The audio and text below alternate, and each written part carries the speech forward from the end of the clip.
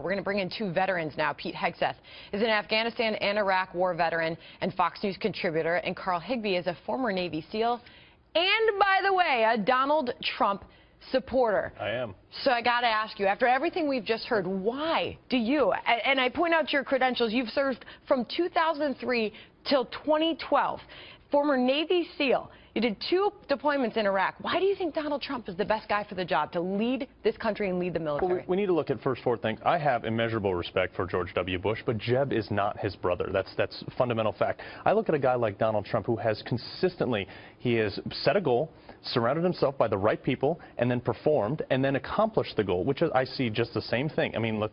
Was it a mistake to go in Iraq? We can armchair quarterback all we want. But the fact of the matter is Donald Trump will set goals, systematic goals, to disassemble ISIS, to destroy them, and take them off the face of the earth. I don't think Jeb has the fundamental fortitude to do that. What about the challenge? He doesn't have the experience. Hegseth, I've heard that from you before. Absolutely. And the fourth point you forgot is that he trashes everybody that he doesn't agree with. In this case, he's trashing the Iraq War and the veterans alongside it who fought valiantly for it, using talking points from MoveOn.org and Nancy Pelosi and Harry Reid, when you and I both know, having served there, that in the Iraq surge, we turned that war around, won the war, handed it to Barack Obama, and he failed and left it to fall to ISIS. And then Donald Trump has the audacity at a Republican event to stand up and say, it's George W. Bush's fault that 9/11 happened. Iraq war is a disaster because of him. Every veteran of Iraq should be offended by that statement. I don't know why vets keep backing him on those statements when he just throws it out there. I back him because I think he's going to take the lawyers off the battlefield. And look, I have a lot of candidates have said that, by the way. And I have, well, Donald Trump is the only one I believe will do it. And I have a lot of respect for George W. Bush, but his hearts and mind mission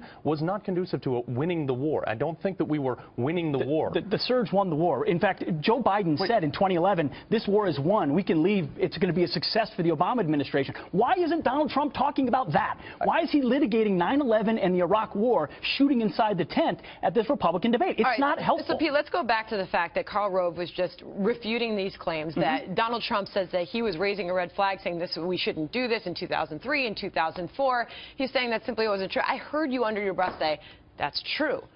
You are a big believer that Donald Trump is waving, saying he was saying this is a bad idea, but he never did. In his book in 2000, he talked about how he believed that they probably had nuclear weapons, weapons of mass destruction, and eventually someone's going to have to do something about it. There's no public utterance he ever made against the war in Iraq. So a year after he started talking about how he thought it was a bad idea, and that's fine. A lot of people shared that perspective. There's a lot of sunshine patriots. When it's tough, if you stick with it, you can have a good outcome, and that's what happened in So Iraq. are you unique in that you are a war veteran and you support Donald Trump, or are there others in the military community that you speak with that support him as well? An overwhelming number of my friends support Donald Trump. I think what they see is they see a conviction behind a man. You saw W speak today with Jeb, and it was 2 completely different people. I would re-elect George W. Bush in a heartbeat, but you know, obviously you can't. Why not Jeb? Because Jeb is not his brother. Jeb is definitively not his brother. What about him, though? He's a noodle. He's soft. But that's not a pro-Trump argument. That's an anti-Jeb Bush argument. Okay, so my pro-Trump is that I see someone like Donald Trump who has set goals, met them, and then continued to strive forward. I think he has the conviction to fight this war as it needs to be. How do you build a stronger army that no one would mess with without increasing defense spending? How do you defeat ISIS while doing exactly what Obama said, by writing off having ground troops if you need to? Those aren't necessarily clear points. What is the biggest quality that you look for in a president? Listen, what I love about Donald Trump is that he fights political correctness, that he tells it like it is. That's all good. What I look for, I want a commander-in-chief. I want someone who understands these issues, who's going to rebuild the military. I think there's a lot of Republicans on that stage. I think Marco Rubio, Ted Cruz, folks like that are focused on talking about those types of things with a level of knowledge. Certainly Marco Rubio showed in that last debate that he understands foreign policy, wants to rebuild the military. He's been fighting for the VA. You know, Donald Trump talks about vets all the time. Vets. It's always in a terminology of victimhood and feeling bad for them. Marco Rubio fought for VA accountability for a long time, so I appreciate that Donald Trump talks about that. Real quick, though, Carl, I do want to point out this piece in the Weekly Standard, veterans shouldn't trust Trump.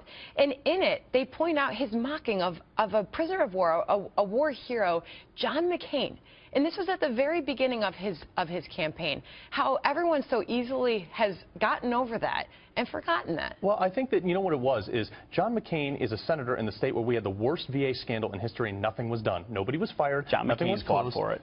I was there. I worked on that. He fought for it. Nothing was done, the bottom line. Okay, you call it a talking point, whatever you want. Nothing got done. Nobody got fired. You've been on TV yourself saying that. And to one more point also, the people who think that the military is not as strong as it was are wrong. They're absolutely wrong. strong. And the fact of the matter is the U.S. military is strong because of the people that are in it right now. Like this guy, absolutely. To Pete's point, we are strong because of the people who are in it. Doesn't, you can downsize us 10%, whatever. We are still just as strong as we were. What does a U.S. military look like under Donald Trump as president? I think we see ISIS gone in 2 years. We put 250,000 boots on the ground. I know people that is not a popular comment. We do what's necessary. We set the thresholds to say, if you do this, we will do this. And then we follow through. The red line in the sand that Obama failed at, Donald Trump will not fail at that. He will set the red line, he will meet those criteria, and he will destroy ISIS. I think there's a lot of Republicans on the stage that would say that and would set those lines as well. All right. Thank you to both of you, Carl and Pete. Great to have both of you, and thank you for your service, as always.